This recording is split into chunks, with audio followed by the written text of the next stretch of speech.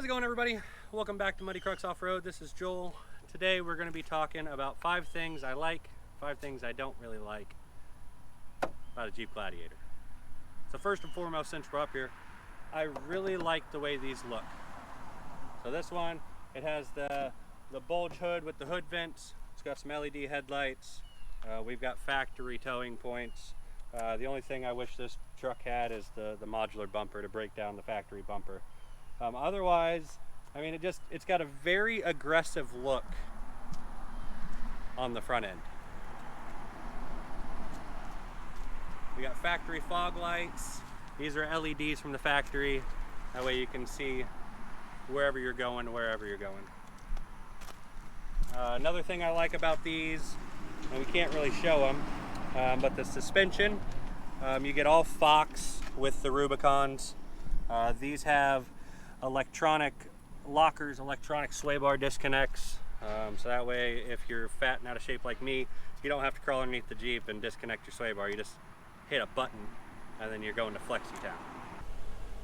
Number 3 thing I really like about these Gladiators, and this one kind of pertains specifically to the Rubicon package, I really love this interior. We've got the red Rubicon stitched in the seats with all the red accent stitching.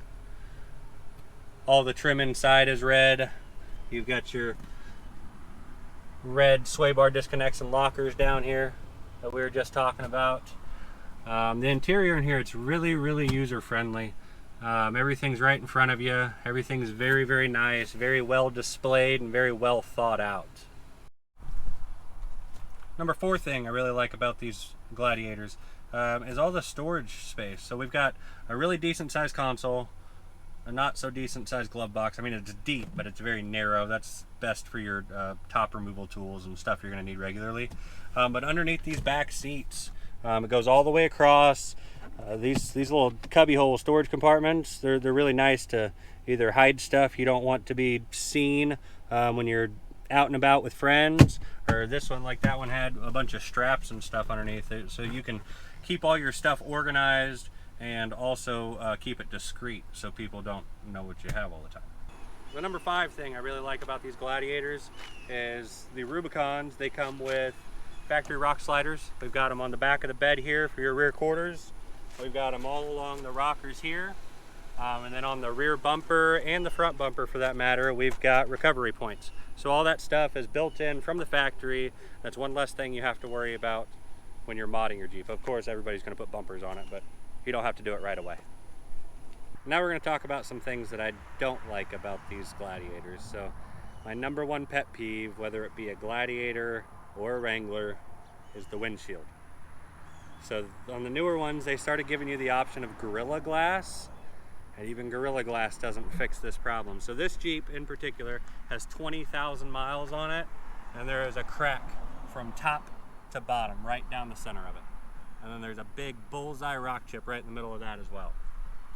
So I don't know what they could have done. There's not really much they could have done in the design scheme of things, just because flat windshields are going to attract rocks and they're going to crack. But it absolutely drives me nuts that you're going to buy a $60,000 Jeep and you put 20,000 miles on it, and you're going to have to keep putting windshields in it over and over and over again. Unless you don't care, then don't put windshields in it. So the second thing I really don't like about the Gladiators, for one, the headroom, it seems like it's much less than, I mean, even a Wrangler. I mean, I'm a big person, but like I just feel cramped in here. There's no space between my head, and then there's this bar right here. They made it better on the JLs, but the JKs, I religiously smack my head right here when I drive a JK. These bars are very hazardous when you're getting in, especially if you have a big head like I do. So all in all, just the driving experience for a bigger person is kind of questionable, just because I sit too high in the seat. Granted, I have a lot of visibility out the front, but I feel like everything's kind of cramped right here, and it's just not my thing. All right, so number 3 thing I really don't enjoy about these Gladiators, I can appreciate the effort, they just didn't execute it well. When you take the top off of these, they look horrible. The front panels, if you take just the Freedom panels out, okay, you get a little bit, it's like a glorified sunroof, if you will. But taking the whole thing off, driving around, take the doors off, taking the top off. It looks awful. Like, it really does. And granted, that's an opinion. I guess all these are opinions. They look really bad. They suck when you strip them down, which was kind of the marketing point on these. Is it's a Wrangler with a truck bed, but the Wranglers look good naked and these don't. Number 4 thing I really don't like about these Gladiators is they went through all the trouble of making a truck that isn't actually a truck. So you can't hardly tow anything with these. And the bed, it's like a 5-foot bed. You can't even put a sheet of plywood back here without it dangling out the back.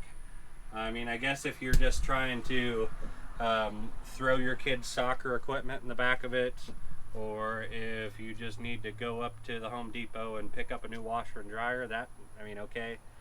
But you can't really buy one of these with a truck in mind, because these have like the towing capacity of a Ranger. So you're buying a mini truck in a big truck body. It just doesn't make much sense to me. So all in all, the newer Gladiators, this 2020 to be specific, overall really great vehicle, reliable. I mean, you're going to get all the creature comforts you get with a newer vehicle, but it's packed into a Jeep that wants to be a truck. But I will say, the 5th and probably the biggest thing to me that I don't like about a Jeep Gladiator is it's not actually a Jeep Gladiator. So I'm a tried and true old school Jeep lover, if you will. I've had a couple of the older Jeep Gladiators. I've had 5 of them to be exact. My last one was a 76. And when people came out and said that there was going to be a Jeep Gladiator coming back, I'm not gonna lie, I was hyped. And they gave me this. So I'm not sure what exactly was going through Jeep's head when they brought back the Gladiator. I think this should have been named a Scrambler instead of a Scrambler being a package. This is more of a Scrambler to me because it's a Wrangler truck. This is a Wrangler truck and not a Gladiator. Gladiator was a full-size truck with leaf springs that you could do full-size truck stuff with. So, like I said, all in all, really reliable vehicle. I really love this one.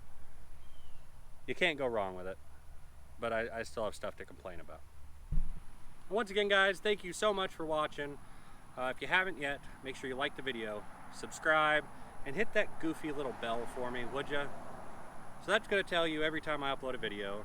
I've got a couple JK videos coming out. I've got some more ZJ parts installation videos coming out. But if you don't hit that bell, you're not going to know. Hit the bell, subscribe, like the video. I'll catch you on the next one.